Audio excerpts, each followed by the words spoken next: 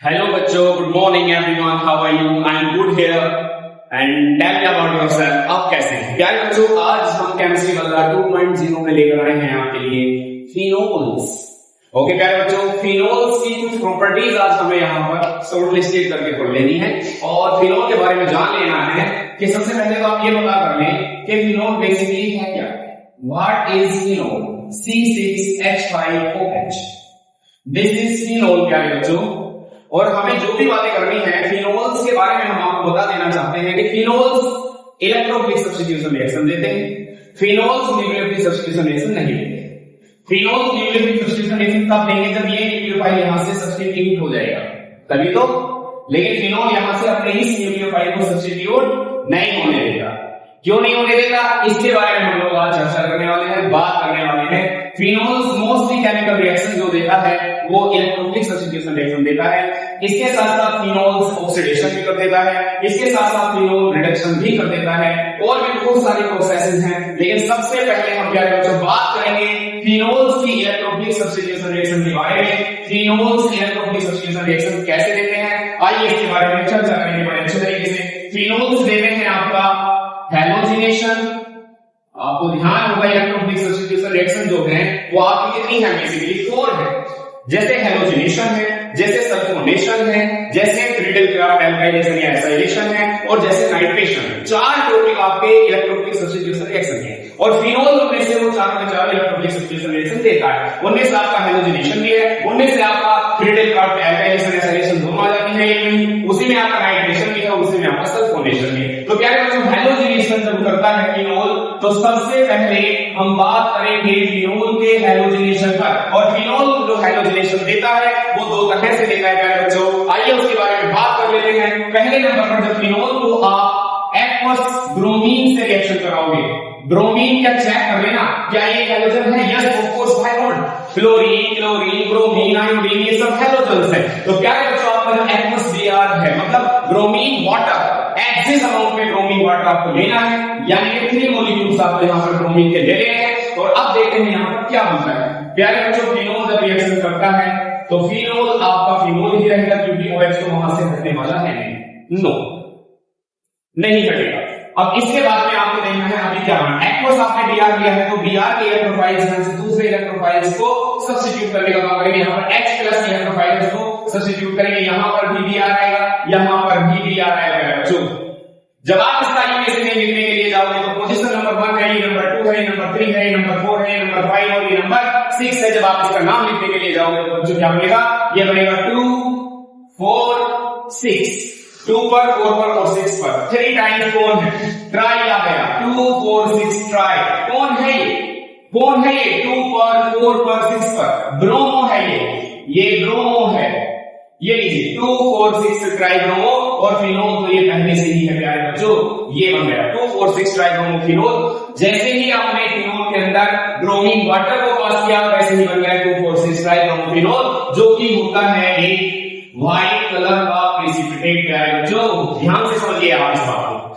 Phenol halogenation करेगा aqueous bromine से, मतलब ब्रोमीन वाटर से फिनोल रिएक्शन करेगा और व्हाइट कलर का एक प्रेसिपिटेट बनाएगा 2 4 6 ट्राई ब्रोमो फिनोल। ये टेस्ट भी है फिनोल का, ये टेस्ट भी है फिनोल का। कई बार फिनोल का टेस्ट हो जाता है किसके साथ में प्यारे बच्चों? फिनोल का टेस्ट कई बार देखा गया है किसके साथ में? एल्कोहल के साथ में। एल्कोहल ब्रोमीन वाटर से रिएक्शन नहीं करते, लेकिन जो आपका फिनोल है ये ब्रोमीन वाटर से रिएक्शन करके व्हाइट प्रेसिपिटेट देता है 2 4 6 ट्राई ब्रोमो फिनोल।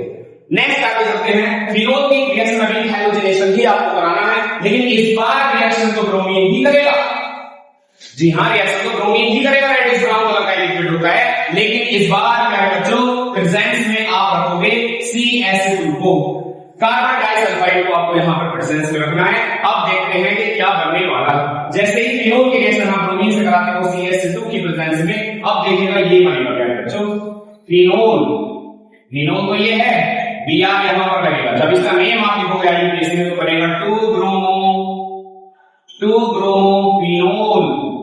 जी हाँ, ये बनेगा 2 ब्रोमो फिनोल 1 ओके। और इसके साथ साथ अभी कुछ और भी बनेगा क्या है बच्चों, ये रहा आपका फिनोल, ये रहा आपका Br।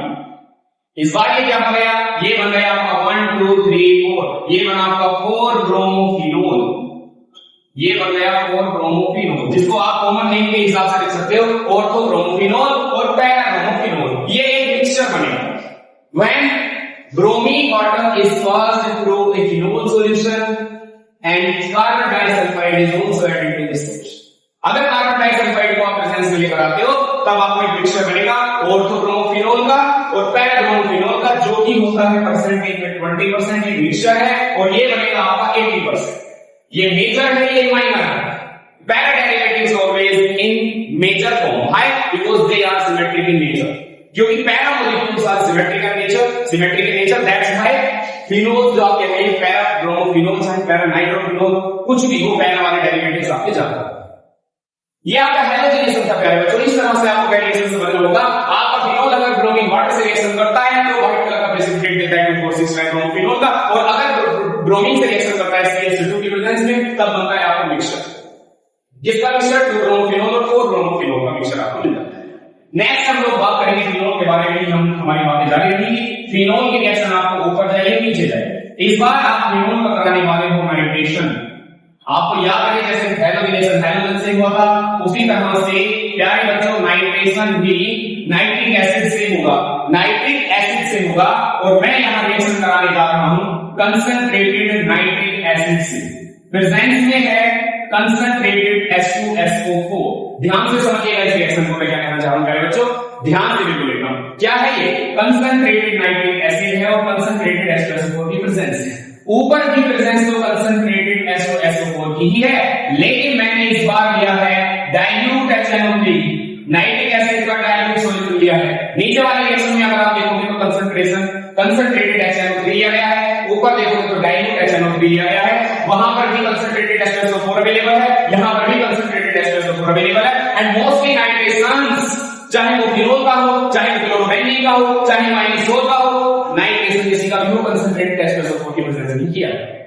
प्यारे बच्चों आइए देखते हैं यहां पर नाइट्रेशन जब आप करने जा रहे हो, फिनोल का नाइट्रेशन आप कर रहे हैं कंसंट्रेटेड HNO3 की प्रेजेंस में। तो प्यारे बच्चों यहां पर कंसंट्रेटेड HNO3 का मतलब आप समझिए मतलब ये है कि HNO3 लार्ज अमाउंट में, HNO3 लार्ज अमाउंट में है, और जब ये रिएक्शन करता है तो क्या बनेगा आइए देखते हैं इसके बारे में।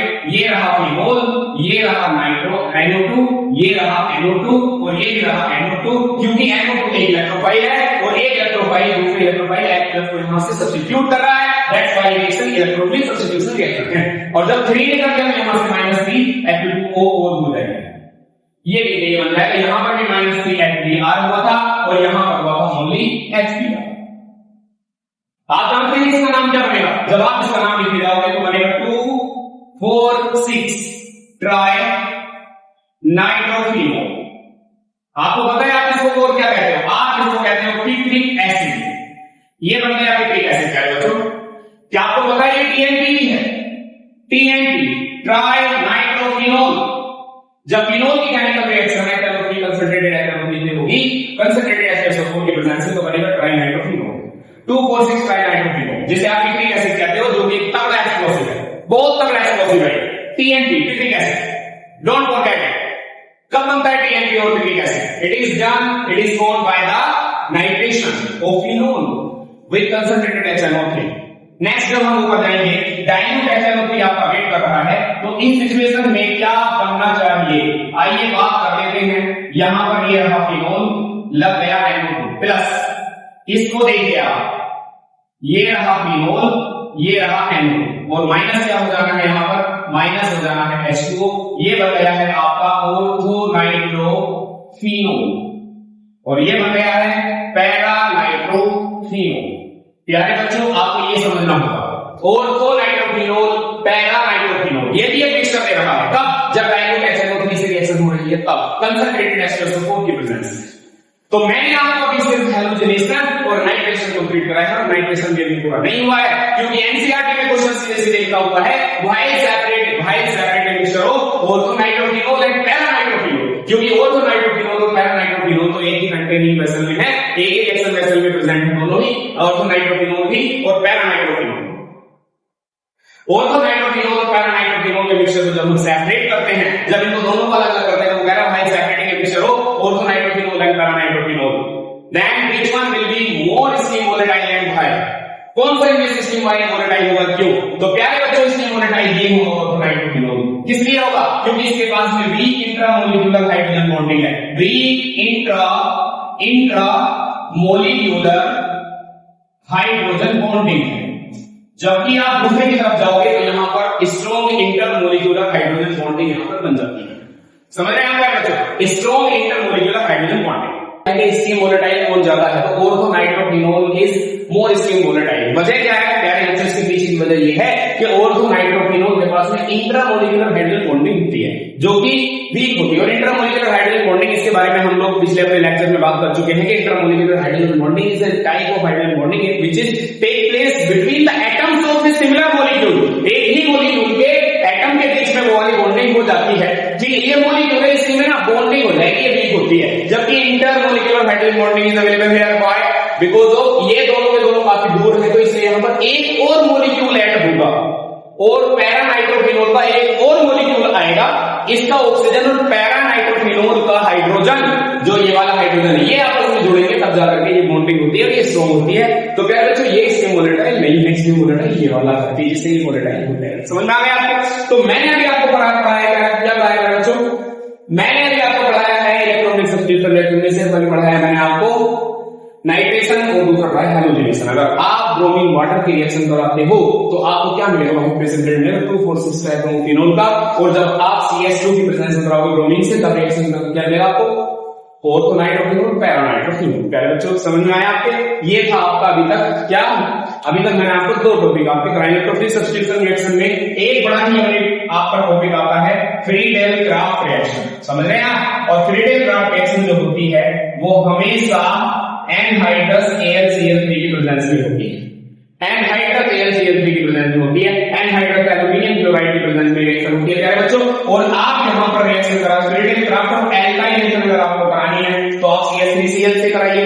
एल्काइलेशन रिएक्शन आपको करानी है तो C2H5Cl से कराइए। अगर एल्काइलेशन रिएक्शन आपको करानी है तो C3H7Cl से कराइए। टोटली अल्टीमेटली आपको जो रिएक्शन करानी है फिनोल की वो एल्किल हैलाइड से करानी है। और ये तीनों के तीनों एल्किल हैलाइड से तो हैं। तो आप इन जब तीनों किसी को भी आप ले लीजिए यहां पर, जब आप रिएक्शन कराने के लिए जाओगे प्यारे बच्चों तो आपको फिनोल के साथ ये रहा आपका फिनोल और यहां लग जाएगा CH3। समझ रहे हैं आप प्यारे बच्चों? और इसके साथ साथ आप जब रिएक्शन कराओगे तो इस बार ये बन जाएगा फिनोल और CH3 लग जाएगा यहां, ये बनेगा। और माइनस क्या हो जाना है HCl, क्योंकि ये आपके पास में इलेक्ट्रोफाइल है। ये इलेक्ट्रोफाइल और ये यहां से एक H+ को हटा रहा है, ये यहां से भी हटा रहा है। मिक्सचर बनेगा प्यारे बच्चों। यहां अगर मिक्सचर देखोगे तो ये 80% बना, ये 20% बना। नाम जब आप लिखते जाओगे तो 1 2 3 4 आइए इसमें लिखोगे तो बनेगा 4-मिथाइल फिनोल बनेगा प्यारे बच्चों। और जब यहां पर बनाओगे तो क्या बनेगा? 2-मिथाइल फिनोल बनेगा। 2-मिथाइल फिनोल बनेगा प्यारे बच्चों, ये बन गया मिक्सचर बनेगा 4-मिथाइल फिनोल और 2-मिथाइल फिनोल। ये फ्रीडेल-क्राफ्ट एल्काइलेशन है। This is Friedel-craft alkylation. क्यों? फ्रीडेल-क्राफ्ट रिएक्शन कब होती है? एनहाइड्रस AlCl3 की प्रेजेंस में होती है और ये हमेशा एल्किल हैलाइड से होती है रिएक्शन। ये एल्किल हैलाइड है, एल्किल हैलाइड है, एल्किल हैलाइड। दैट्स व्हाई ये रिएक्शन होगी फ्रीडेल-क्राफ्ट एल्काइलेशन रिएक्शन, मिक्सचर बनेगा। अभी फ्रीडेल-क्राफ्ट रिएक्शन की अगर हम लोग बात करते हैं तो फ्रीडेल-क्राफ्ट रिएक्शन एक और है। फ्रीडेल-क्राफ्ट रिएक्शन आपको तो पता ही है ना, फ्रीडेल-क्राफ्ट एनहाइड्रस AlCl3 की प्रेजेंस में होती है और आपको यहां पर लेना होगा CH3COCl लेना होगा। CH3COCl लेना होगा आपको प्यारे बच्चों। एसिटिल क्लोराइड लेना होगा आपको। जब आप फिनोल की केमिकल रिएक्शन एनहाइड्रस AlCl3 से कराते हो किसकी प्रेजेंस में? एनहाइड्रस AlCl3 की प्रेजेंस CH3COCl। एसिटिल, ये एसिड हैलाइड्स हैं। दैट्स व्हाई ये रिएक्शन होगी फ्रीडेल-क्राफ्ट एसाइलेशन। ये भी फ्रीडेल-क्राफ्ट एल्काइलेशन। फ्रीडेल-क्राफ्ट एसाइलेशन जब आप करोगे रिएक्शन ये आ सकता है, इसकी जगह पर ये भी आ सकता है C2H5COCl, कोई भी आ सकता है। Ethanoyl chloride, propanoyl chloride, butanoyl chloride, benzoyl chloride, कोई भी आएगा। एथिल हैलाइड होना चाहिए COCl, उसके बाद फंक्शनल ग्रुप होना चाहिए। जब आप रिएक्शन कराने के लिए जाओगे प्यारे बच्चों तो फिनोल की रिएक्शन जब होगी तो बनेगा फिनोल और लग जाएगा COCH3। इसके साथ साथ और क्या बनेगा? फिनोल के साथ में लग जाएगा COCH3, माइनस हो जाएगा आपका HCl। जब आप इसका इक्वेशन लिखोगे तो बोलो क्या हो जाएगा? CO आया है कीटोनिक फंक्शनल ग्रुप है जो कि मेजर है, जो कि मेन ग्रुप, जो कि सीनियर है। जब आप इसका नाम लिखोगे तो बन जाएगा, इसका प्रीफिक्स कितना होगा? ये हो जाएगा 2 हाइड्रोक्सी एसिटोक्विनोन, और ये हो जाएगा, ये क्या नाम बन जाएगा इसका, 4 हाइड्रोक्सी एसिटोक्विनोन। समझ रहे हैं क्या है? ये हो गई आपकी क्रिडेल-क्राफ्ट एल्काइलेशन रिएक्शन, ये हो गई क्रिडेल-क्राफ्ट एसाइलेशन रिएक्शन। यहां क्रिडेल-क्राफ्ट एसाइलेशन में आपका क्या बन रहा है, 2 हाइड्रोक्सी एसिटोक्विनोन और 4 हाइड्रोक्सी एसिटोक्विनोन। एसिटोक्विनोन क्यों आया, क्योंकि COCH लग गए ऊपर फिनोल की जगह। अब ये क्या OH क्या हो गया आपका, जूनियर हो गया। जूनियर का हमेशा प्रीफिक्स लिखा जाता है, ये आपको भी पता है, जूनियर का हमेशा प्रीफिक्स लिखा जाता है। अब तक क्या है, तो हमने जो पढ़ी है आपको आज फिनोल की जो वेरी मोस्ट इंपोर्टेंट रिएक्शन है, फिनोल की जो इलेक्ट्रोफिलिक सब्स्टिट्यूशन रिएक्शन है, वो मैंने आपको कराई है। मैंने आपको हैलोजिनेशन कराया है, मैंने आपको नाइट्रेशन कराया है, मैंने आपको क्रिडेल-क्राफ्ट एल्काइलेशन, क्रिडेल-क्राफ्ट एसाइलेशन कराया है। तो प्यारे बच्चों, आप सबसे पहले इसका स्क्रीनशॉट लेकर के अपने पास रख लीजिए। 100% बोर्ड्स के अंदर मिनिमम 1 मार्क का डाटा है, मिनिमम 1 मार्क, 100% 1 मार्क गारंटी के साथ एग्जाम में आपको मिलेगा फिनोल की तरफ से। फिनोल के अंदर कुछ केमिकल रिएक्शन जैसे होलवेज रिएक्शन, जैसे रीमल्टिकन रिएक्शन, फिनोल का ऑक्सीडेशन, फिनोल का रिडक्शन, समझ रहे हैं ना। अभी बहुत सारी बातें अभी फिनोल की बाकी है, वो आपको हमारे नेक्स्ट क्लास में देखने के लिए मिलेगी। तब तक के लिए थैंक यू वेरी मच प्यारे बच्चों, बढ़िया रहिए, हैप्पी रहिए, खुश रहिए, टेंशन नहीं लेने का, सिर्फ पढ़ाई करने का। ओनली 10 मिनट दीजिए पढ़ेंगे तो आपके सब कुछ याद हो जाएगा। ओके बच्चों, बाय।